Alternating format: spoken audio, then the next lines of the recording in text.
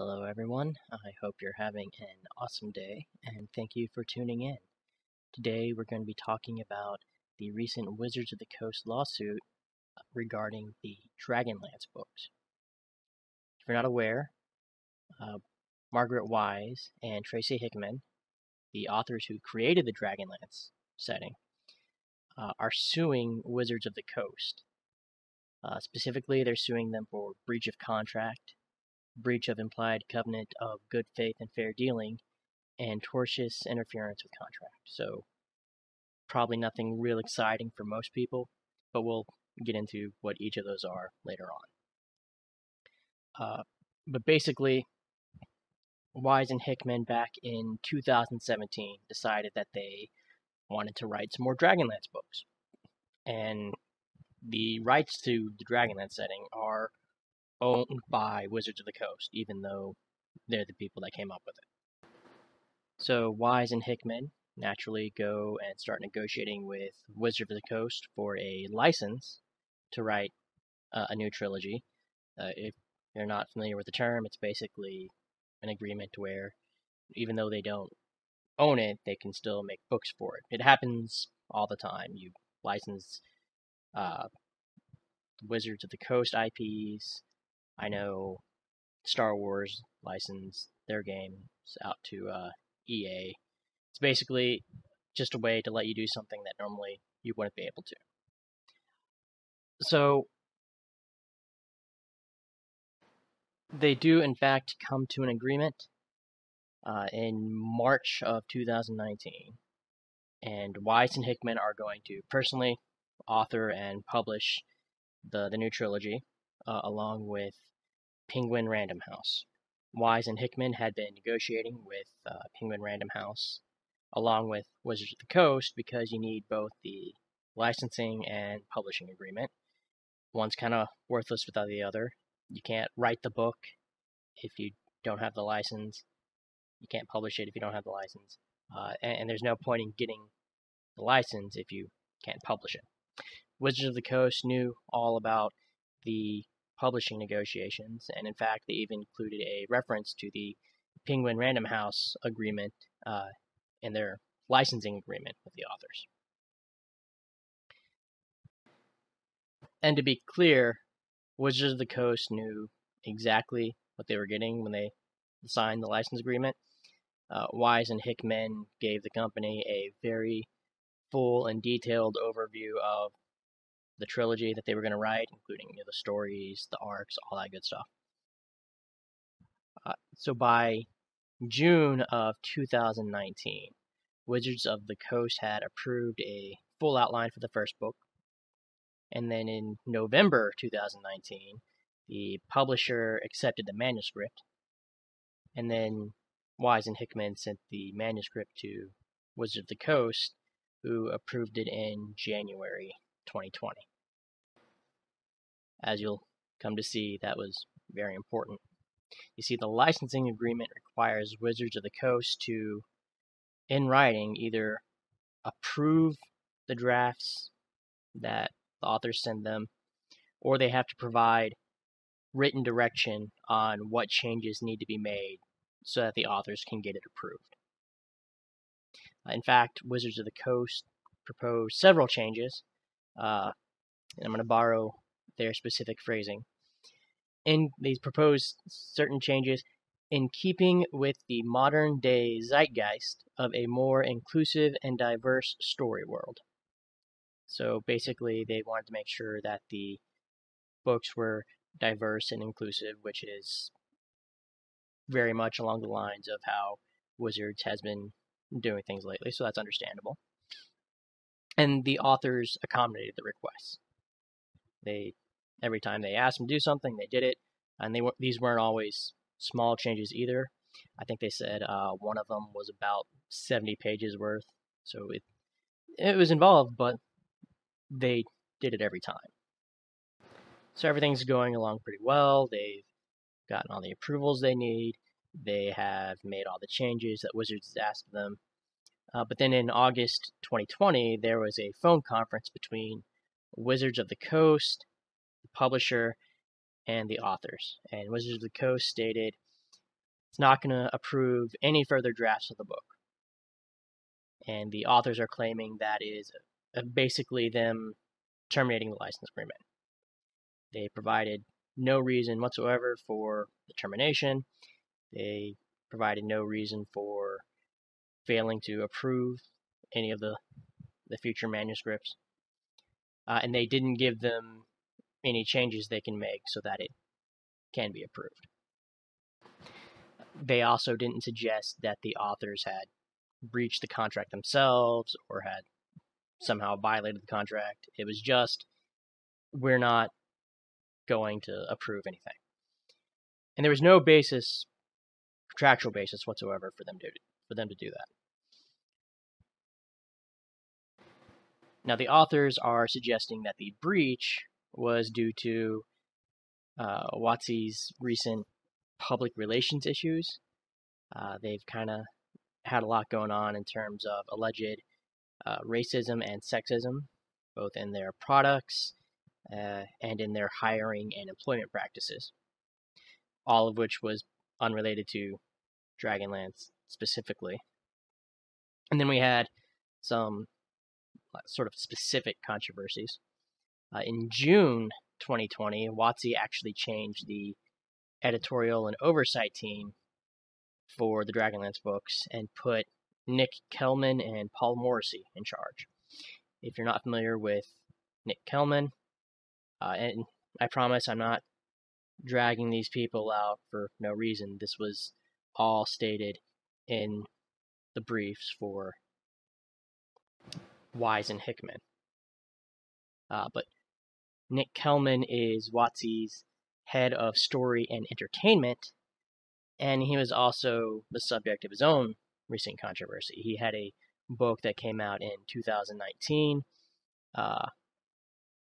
where I'm trying to think of how I can say part of this without breaking any YouTube rules, because there's one word in here in particular that I don't think they're going to be particularly appreciative of. But there has been a lot of controversy over Kelman's book in regards to it being both sexually explicit as well as misogynist, and I can't say this last word, but it starts with a P. And if you are familiar with the controversies surrounding, say, cuties or a certain celebrity's private island, you can probably guess where it's going with that. Anyway, after Kelman gets appointed, he issues a bunch of things that he thinks that they need to change. The documents mention the use of love potions in the story, concerns over sexism, racism, and inclusivity, as well as negative connotations to certain character names, all of which the authors accommodated, in what they call, quote, sensitivity rewrites. Then in July 2020, Magic the Gathering had a bunch of controversies. You had supposedly cards that were racist. Wizards decided that the names or depictions in, I think, about 7 or 8 cards were racist, and they wanted to just completely ban them from everything. And they also decided that their depictions of drow, which are the dark elves, if you've never heard that term, and orcs in Dungeons and Dragons were racist, and they would be rewriting those. There's also controversies around one of their more prominent Magic the Gathering illustrators, Therese Nielsen, as well as issues with the sexualization of their product and the resulting removal of a content creator from one of their programs. They also had allegations made by a former employee in regards to racist hiring and advancement practices. So that was July. That brings us up to August 2020 and the meeting where they just basically dropped everything. So it's kind of understandable given the context that they think that's why they'd be backing out of the book. As for the claims themselves, there's 3 of them. We have the breach of contract claim, which is pretty straightforward. They're saying that the license or the license agreement has not expired. It gave them the explicit right to sublicense to the publisher. It was not expressly revocable. It required a response in writing as to the changes that need to be made. There was no provision to terminate based on WotC's failure to provide that approval,